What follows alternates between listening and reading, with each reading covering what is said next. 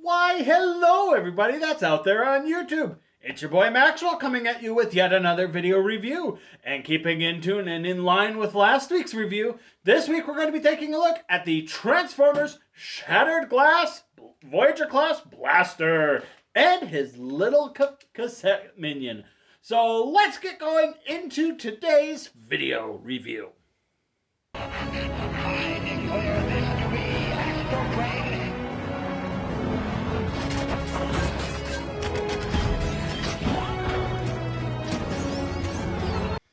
And so, of course, here we have Blaster opened up and out of his packaging. First and foremost, as is always the case, we're going to get started off by first off taking a closer look at the packaging. Here we got the image here, Shattered Glass, Transformers. Here we got Blaster, Autobot Blaster, Autobot Rewind. And on this side, just another image there of Blaster. Hey, look, Transformers Generations. On the bottom, words, barcodes, and things. And hey, look, Transformers Authentic. On the top of the box, we just got Transformer Shattered Glass. Takara. On this side of the box, we just got another image there of Blaster.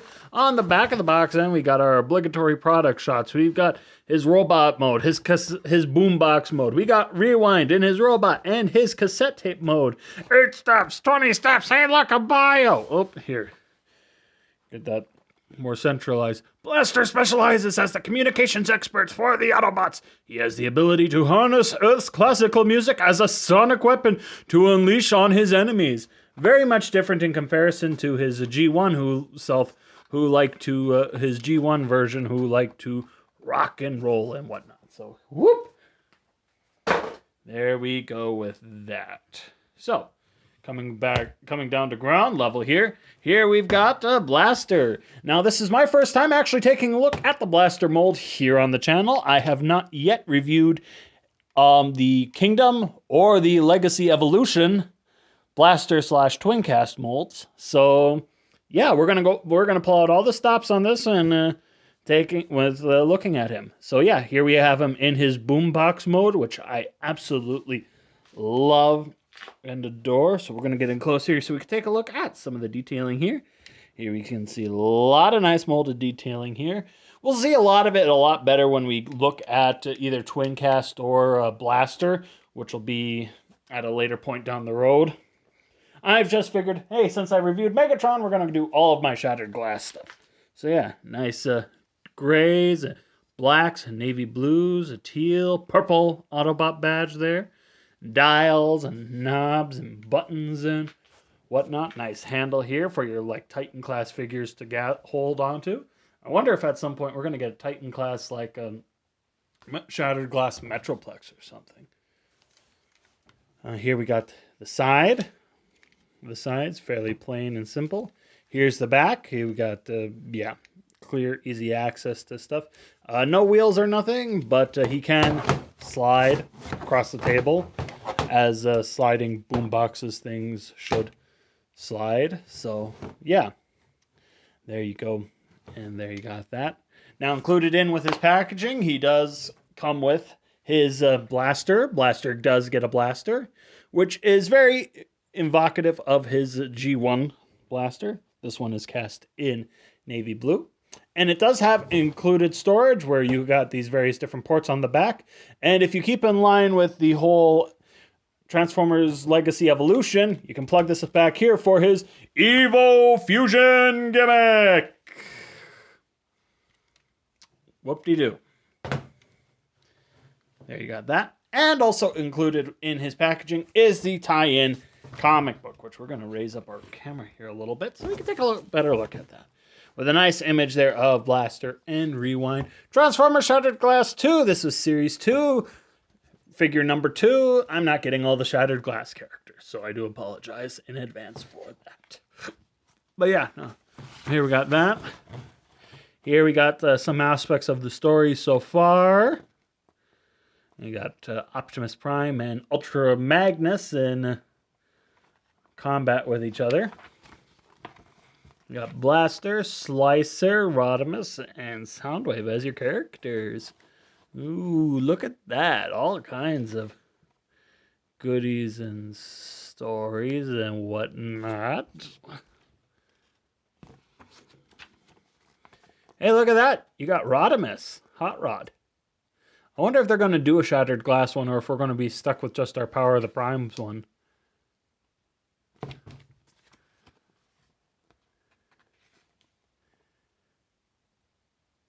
Yeah, pretty cool. I haven't had a full chance to read through this yet. And so, but apparently it was literally a battle for the DJs and whatnot. And that's what ended up happening. And apparently Blaster lost his job as being a radio DJ because of this whole battle sequence. And so...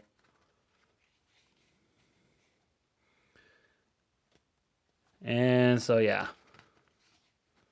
All things considered, though, this is a pretty cool comic. Oh, there's Blaster's head. And hey, look, the next issue has Slicer. And, ooh, look at that. Unique artwork. Transformers, Fate of Cybertron. Look at that. And various other things from IDW Comics. Hey, look at that. Beast Wars, IDW Originals. Oh, come on. Why won't you turn? Oh, more stuff and things. Hey, look, King Grimlock. So there you go. And there you got that. Now that we're pretty much getting close to being done here talking about him in his cassette mode, let's get into our comparisons. Shall we? Let's. To get things started off with, here he is next to who we'll be seeing and reviewing next week, but this one is the Netflix Earthrise Soundwave, whom I have reviewed on the channel. Oop, there you got that. Here he is next to the device label Blaster. Get a sense of how these guys look together. He turns into a laptop. He's pretty cool. Here he is next to the Core Class Soundwave. So we can get a sense of scaling between this guy and smaller dude. Here he is next to the War for Cybertron video game Blaster, whom I managed to recently acquire. He looks pretty cool. There you got that. Here he is next to his mold mates. Oop, almost forgot his Evo Fusion. Twin Cast. And Blaster. So we can see how these guys all look together. And yeah, these three looked pretty good together. You'll definitely be staying tuned to later in the review for a meme moment. There you got that. And then last but certainly not least, here he is next to the G1 Blaster. At least the Walmart reissue Blaster. So you guys can get a sense of how these guys scale together. So there you go, and there you have that. So yeah, that pretty much takes care of and covers his boombox mode. What you see is what you get. So let's get into our transformation into his robot mode. So to get started off with that, we're going to start off by taking the gun. We're going to take that, unplug that, and put it off to the side. From there, we're going to twist the handles inward like so, and then flip them down and around, and then this post here is going to go into that port there. And same with this side. This port is going to go on that post there. There you got that. From there, we want to lift up this panel section here. Bring that up, and it's got these two tabs that are on the legs here that go into slots here. And from there, that will allow you the little bit extra capability to take his legs, bring them down and out. Same on this other side. Bring them down and out. And then we're going to rotate them so that way the speaker section are facing on the inside of his legs. From there, we're going to take his skirt, his back skirt, hip skirt thing, and rotate it around at the waist, like so. From there, we're going to angle the feet out so that angle his his feet out so he can get his toes out, because I found that to be the most prudent way to do that. And then we're going to take this panel section here on the legs, flip that in, close that panel up, and voila, hides the hollow cavity. Same thing on this other side. Tilt the ankle, flip the foot down, bring it back up, flip this panel section around, close that up, and voila. There you got his legs all done. From there, we want to, so his arms are supposed to be looking like this if you want him to be transformed, is we're going to take his arms, we're going to bring it down and simultaneously bring his fist up like so. And then his arm will actually click into place and we'll hold it in place. And then rotate his forearm around. Do the same thing on this other side. Flip it around, flip his fist around. Rotate it so that way everything is oriented properly. And now he's just missing his head. Where's his head? Well, we're going to open up this backpack section here. Take that. Flip out his evil head. Close that back up. And then last but certainly not least, we got these two little navy blue panel sections here on his legs. Take them, rotate them around so we got the speakers on the front of his legs. And there you go. There you got Blaster in his robot mode. And I do gotta say, Blaster here looks really good in his robot mode. Let's get in close here so we can take a look at the details. There's a lot of bits of black on this figure, so I do apologize that my lighting is kind of being wonky right now, so sorry about that. Here we can see a nice silver paint here on his head, gray as well, black paint for the face, red for the eyes.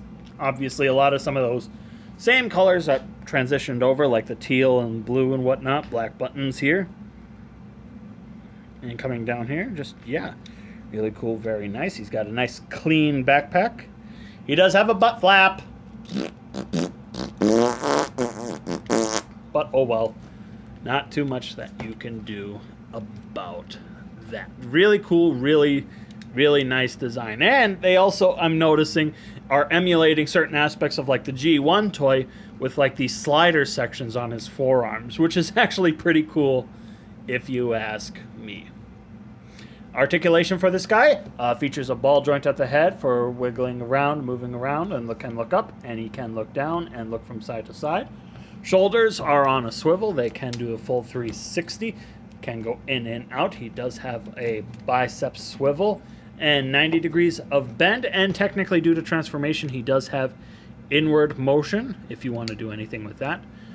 Nothing at the wrists other than a little bit in and out. That's more so for like this side here for him to be able to, since you'll notice that his pointer finger on this side is extended, he can actually push the button to open up his chest, which is pretty cool if you want to do that. Waist swivel, legs can go forward that far, butt plate will move out of the way to allow for legs to go back that far. They can go out that far. He does have a thigh rotation. He does have about 90 degrees of bend there at the knee. No swivel at the ankles, but they do have a decent level of ankle articulation. And of course, you can also give him his blaster. You can put it in either hand, but I generally put it in his left hand because then that leaves his right hand for being able to open up his chest section, which I just opened up there myself. And so there you go, and there you got that. Alrighty.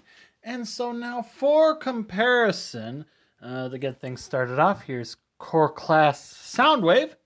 So you can see just how he stacks with the Core Class. Yeah. We'll see more of that again here next week. Here he is next to Soundwave. And we're going to see this again here next week again. Don't want to spend too much time on that. Here he is next to Device Label Blaster. Can see how these two look together. I really do love this guy. Well, I love them both, but whoop. There you go with that. Here he is next to the War for Cybertron Blaster. Can see just how much Voyagers have changed over the course of the last 10 years. Yeah. So there you go with that. Whoop. Here he is next to the Kingdom / Legacy blaster. There we go. And then also with twin cast, so we can see how these guys all look together. So there you got that. And then last but certainly not least for this for this part, here he is next to G1 Blaster. Yeah, G1 Blaster, kind of a big boy. He's a bit of a big boy. But so there you go. And there you got that. Now, of course, because of the fact that he does include a minion partner, he will be included in on this review too. So, Blaster, eject, rewind, so we can take a closer look at him. Perfect. Thank you. We're going to take you and we're going to put you off to the side for the time being. And so, here is his little partner, Rewind. And yeah, small little red translucent and white little bot here. Pretty cool, pretty nice. Let's get in close here so we can take a look at some of the detailing. Got some 5mm peg ports there that are hexagonal, kind of emulating the whole classic cassette tape thing. And yeah, turning him around to the backside, yeah, you can see there's a bit of a robot hiding there, but I mean, he still looks pretty cool. And for comparison, here he is next to the War for Cybertron data disk Rewind. So you can see how these guys look together in this mode. Here he is next to the War for Cybertron data disk Eject. See how these guys look together. And then obviously, of course, here he is next to the Legacy blaster cassettes of Rewind and Eject, so we can see how these guys all look together in their cassette modes, and they look pretty good if you ask me. So we're gonna take this guy, we're gonna take these guys, we're gonna put them off to the side, and we're gonna quick get him transformed and into his robot mode. To do that, we're gonna take his legs and we're gonna bring them down and rotate. Bring it down, rotate. Take his arms, untap them, bring them around. So that way everything's oriented properly. Whatnot. Come around here to the back of his head. Flip up his head, rotate it, and there we've got Rewind in his robot mode. Let's get in closer here so we can take a look at his detailing now. You can see very nice little bits of detailing. Silver bits of paint scattered throughout. Nice little bit of teal on his mouth plate, a little bit of red on the eyes, and yeah, looking pretty cool and pretty nice. Articulation for this guy features a ball joint at the head for mostly moving from side to side, but he can also look up. Shoulders can rotate, however, it's all on translucent plastic, so be cautious of that. Arms can go in and out. Biceps are on a ball joint for good level of bend and rotation. Nothing at the waist, but legs can go forward that far. They can go back that far. Can do the full splits. Rotation. Ball joint at the knee for all kinds of movement and bending and whatnot. So there you go with that. We're going to set him here. We're going to lower our camera quick. There we go. And then quickly for just a couple of quick comparisons here. For starters, here he is next to his War for Cybertron data disk counterparts of Rewind and Eject. These guys were just quick, simple, and easy to transform because mostly spring-loaded. So there you got that. And then last but certainly not least, I might as well just quick kind of transform him off camera. Here he is next to the Legacy Evolution eject rewind. Had to quick check the box. I kind of get them confused from time to time. And here is eject. So we got the three of them together, and these guys look pretty cool next to each other, if you ask me. And then, so we'll take those guys off to the side, and here he is next to big ol' Blaster. So we can see just how these two look together. And they do look pretty cool. So there you go, and there you got that.